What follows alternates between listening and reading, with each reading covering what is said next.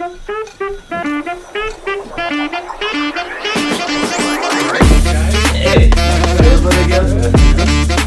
This music business is nuts.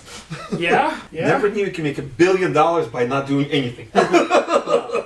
not completely anything, but not But I can much. sit at home if I'm a great musician and make $1 billion watching you watch me on the phone. Kind of like we're doing right now without making the $1 billion. That's the problem. I want $1 billion. I think I want $1 billion. So I assume you're talking about the UMG, Universal Music Group, and the TikTok beef, right? I think it's more of a TikTok beef than UMG beef.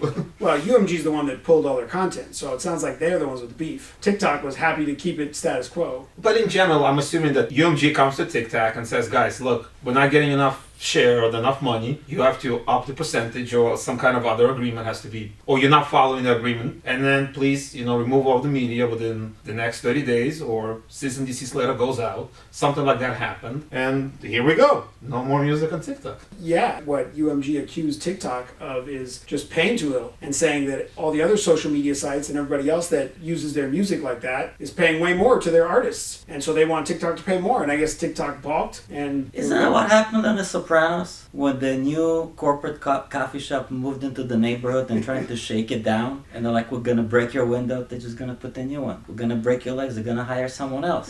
Is this a new situation? No, I mean, just happened with Netflix, happens with people who own rights to content and the platforms that stream it. And it's always an argument about how much we're gonna get paid. Now with the music, I guess they have Universal, they have certain artists they represent, and when the song gets played, they get an X amount of money, and then the artist gets a little trickle from that X amount of money, right? So the more often the songs get played, the more exposure they have, the more money Universal makes, and the more money the artist makes. And the same way it works with Spotify and whatever other platforms you have, right? I mean, at the end of the day, it's the old age question. Is a piece of something better than a piece of nothing? Does Universal need TikTok more, or does TikTok need Universal more? well, it's a sliding scale, right? Because you have big stars like Taylor Swift and Kanye West and Harry Styles, and maybe they don't need it as much. But what about the smaller artists that are on UMG, the up and coming, the people that use these platforms to really get their name and their music out there? I mean, those guys are getting screwed, right?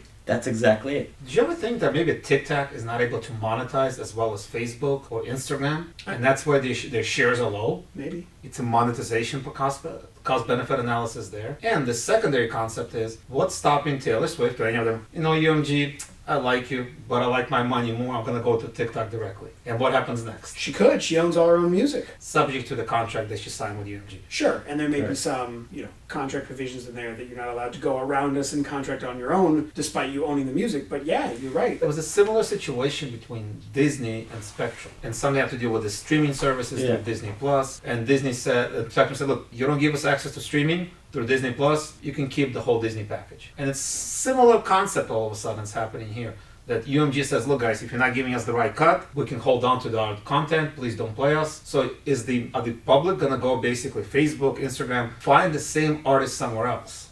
You can, or you could just choose other artists, because UMG, while they're the biggest, isn't the only name of the game, right? There's other, music labels that have other artists whose content is still available on sites like TikTok, and maybe they just tell them, we're going to use these people instead, because they're here. Look, at the end of the day, it's the same. Business is business. And it works both ways. I mean, both companies trying to depict the other one as being nefarious in the way, UMG is saying, oh, look, artists, TikTok wants to take advantage of you. Well, I mean, come on. Does Universal not take advantage of artists when they have the bargaining power? Of course they do. So, but you're right. There's a difference between, Justin Bieber is associated with them. Bieber's there. And Taylor Swift. Okay, great. Taylor Swift and Justin Bieber at this point can do pretty much what they want. They have power, they have good representation, they're famous, they can finagle, I bet you that they have deals and contracts that the new up-and-coming artist doesn't have with Universal. Absolutely. And let me tell you that this is more of a problem for someone who's a new entry into the market, who doesn't care if even they make that much money. They want to get all over the place. They want to be everywhere. They want to go viral. They want their song in the background of some video game or commercial to go viral, because that's going to lead eventually to them becoming popular, to making money.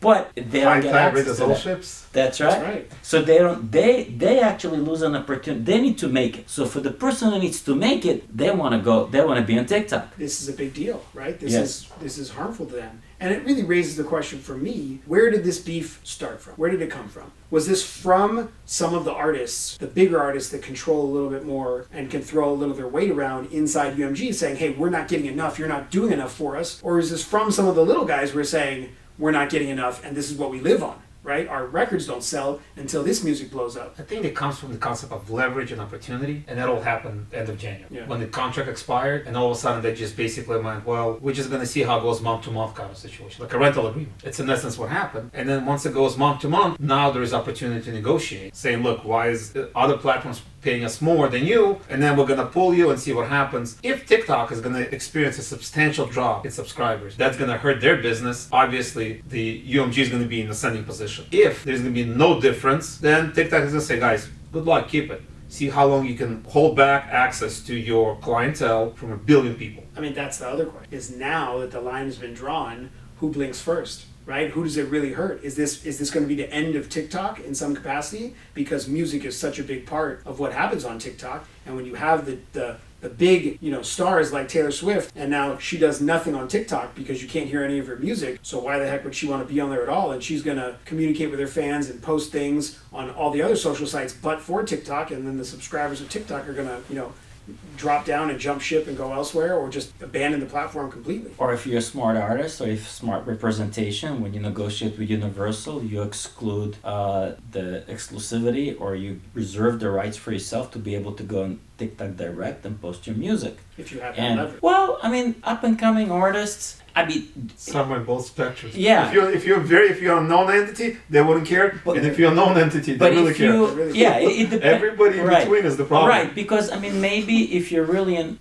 starting as a nobody, you have tremendous exposure on TikTok that could happen instantaneously versus depending on Universal negotiating something. But listen, I mean, Spotify plays pennies too. I mean, they pay very little. From my understanding, what I've heard from people in the industry, you make diddly squat, and especially if you are a nobody, you make nothing. So is it really that different between them and TikTok? Not TikTok potentially as a platform to go viral may be a much bigger platform than Spotify, because it's just kind of the nature of TikTok nowadays, right? But Spotify, I don't think the artists anymore. You had that initial fight with sites like that early on, right? Because they want that $14.99 for the CD sale, right? That they weren't getting in Spotify. But I think now artists see the sites like Spotify and Amazon Music and Apple Music as less about money-making opportunities and more about branding and marketing and keeping your content out there, being repetitively played as often as people want, right? So I'll give you an example. My wife buys tickets to go to a concert. The week leading up to that concert, she's listening to all of their music on whatever streaming service we're using, right? And so, the money they're making is on the ticket sales and on the merchandise and, all the promos and sponsorships and that sort of thing. The Spotify music is probably, minor, and they don't care about it as much. But I disagree, guys. Even if you think it's pennies, the fact that those pennies played 1 billion times, that pennies turn into billions. Aha, try the soup. Yeah, so where do you get the billions? Do you get more billions exposed for that penny on TikTok or on Spotify or on Apple Music, which by the way is lagging behind, I think, behind Spotify right now. Always. I mean, you have various platforms, but who's known to go I mean, I don't know if you watch American Idol, right? So some of the people who made it to We're Going to Hollywood, they've been putting their stuff on YouTube and on TikTok, and you could hear some of the stories where they're driving in a car and singing, and suddenly they have 2 million people watching them, following them, and suddenly that can be monetized. That's exposure. You can do something. That's actually even maybe leverage when you come to negotiate with Universal or someone like that. Say, hey, look at this. I got 10 million followers. You gotta have that before Universal will even consider signing you up, or before TikTok will pay. You have to have a certain number. There's a minimum requirement for your music to be searched for and listened to before anybody's paying you $1. It's no different than YouTube. There's a minimum required of clicks and video watched before you get monetization happening. The TikTok works the same way if you're not with nobody. So let me get this. So you blow up on TikTok, you go sign a contract with Universal just to get blocked from TikTok? Well, that may be the reality for people nowadays, right? Is that, again, talking about Taylor Swift and Bieber and Rihanna and Kanye West, TikTok's probably a drop in the bucket, right? And Taylor Swift could go tomorrow and start her own streaming platform and everyone would just follow her blindly. Okay, but it's for the smaller guys, the up and coming bands and artists, like, where do they go here? The problem with Taylor Swift, if she's starting her own kind of streaming service, it's only one artist, and you're gonna have a very hard time getting billion people following that one artist, because you get tired of that one artist. You want variety. You want somebody else, and that's what TikTok and all the other platforms offer you, is access to many different genres, different variety. Whatever you feel today, you click and it's playing. Correct. Versus Taylor Swift only. If eventually she gets bigger, other musicians, younger musicians, start signing up into her label or her music houses, whatever we want to call it back in the day, it becomes like the repetition. We've seen this before. The record label signing the deals, exclusivity, all of a sudden you got the CDs are back and everything else is happening, platinum, diamond, whatever that is. We've seen that before. It's not going to happen again. These platforms are going to stay. The only question is, what's the access and the proper access for the musicians to get access to these platforms? And what about the algorithms? Someone like Taylor Swift or Justin Bieber, someone a big artist, right, or Kanye or whatever, or Beyonce. Do they get special treatment on algorithms where in certain platforms it pushes them over somewhere else because they want to make the revenue, versus on something like some nobody puts an indie, someone recorded a song in their bedroom and they put it on there and it's nice and it catches on and it goes viral and suddenly they have 30 million views and suddenly everybody knows who they are. That probably wouldn't happen on Apple Music or on Apple Spotify. Music is Or not maybe it would, I don't know. Well, it's a different service, right? The social media is different than a pure music streaming platform, right? The music streaming platform has its own algorithms and it can suggest content for you based on other things you listen to. So yes, there's probably the opportunity for this person's music to get put into your, if you like this, try this category above somebody else. But it's a little bit different than the social services, the social media companies, where like it's just a continuous stream of things, and you click on one thing or show interest in one thing, and suddenly you're flooded with just kind of like us, three guys blabbing about nothing they know, but who likes that algorithm? I like that idea, Jack. So as you were saying, Jack, in terms of the people who utilize the music in the background and all of a sudden they're muted, they're not going to have the same following, right? So they're not going to get the viewers, they're not going to get the following. They're not going to get anything in terms of monetization, because look, if you're not watching the TikTok video from provider, nobody's paying. So it's a trickle-down effect, right? It's like suddenly you have a video, but it's not as sexy if you don't have the right music in the background. It's not as dramatic, or it's not as exciting, or it's not as happy. So when you have a video, the video on its own without the audio is not complete. You got to have both. So does it affect that? Well, I mean, look, we talk about the primary impact or effect here right away is TikTok going to suffer by not having all this content available to it, and are those artists who it is their actual music, are they going to suffer by it not being allowed on the site? But now what we're talking about is sort of a secondary impact, which is not Taylor Swift and not TikTok, but common users who want to put together some kind of a TikTok video using that UMG music in the background, and now their content is going to be silent. They're still going to have their content out there, dancing and doing whatever they want, but there won't be any music. They're lip syncing to a song that's no longer playing, right? But nobody's going to watch that. Nobody's going to watch that. Or some of them are going to go skyrocket because, oh my God, that guy's talented on his own. It's going to be far and few. It's right, but it's a major hit, right? Taylor Swift will weather some of this. TikTok will weather some of this. Yeah, they'll be fine. Johnny User not going to weather it. Agreed. He and she are screwed, right? This is going to totally kill that. But then that in and of itself is going to hurt TikTok. It's not going to depress TikTok, because you go on TikTok and you create this content knowing that you could put these music on there. But don't they have contracts with other representative of artists? Of course. Universal's not the only one around. Yeah, but you'll have to go redo the content again. As a content holder with Rihanna's music in the background, you already finished this film. You have to go re-edit it, repost, redo the followers, redo the watch. We have this here. We have this on our TikTok feed. We had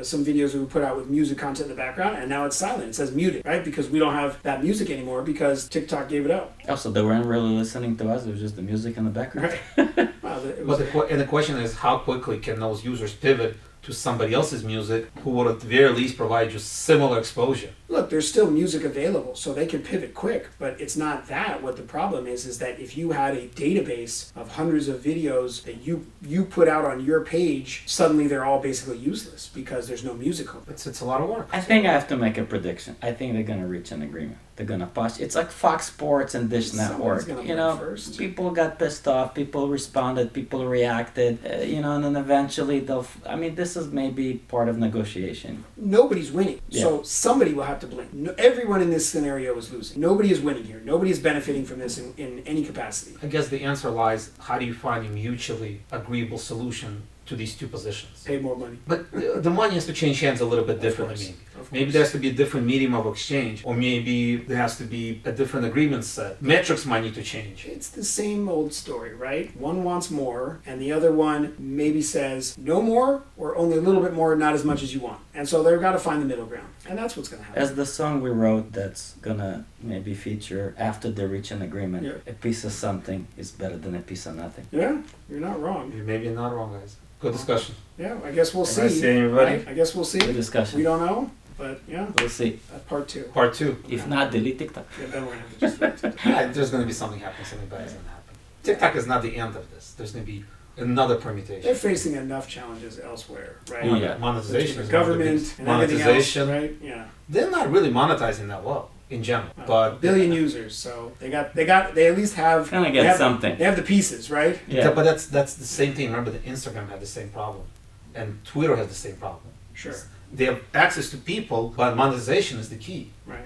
Great that you have people, but if you can't monetize your access to the people, or nobody's paying you for that access, it's become partially meaningless. Well, It's you very gotta- expensive. I know it is. You got to have more Ben Affleck and Matt Damon Dunkin' Donuts videos. Correct. That's going to do it. You know why? That's Because what I want Dunkin' Donuts is willing to pay That's what I for want you to watch. I want to see the Dunkings, and I want to see more of those commercials in those wild jumpsuits. You gotta, Boston Killer. gotta pay to play. Boston Killer. I thought we were supposed to get those. We are? Weren't we supposed to get those outfits? Alright, fancy is on. Yeah. Tell Next, them to get next blog. Oh man, it'll All be dope. outfits. It'll be dope. Yeah. Okay, Halloween. we're on. Next one? Alright. Plus a Halloween. we're on. dozen donuts.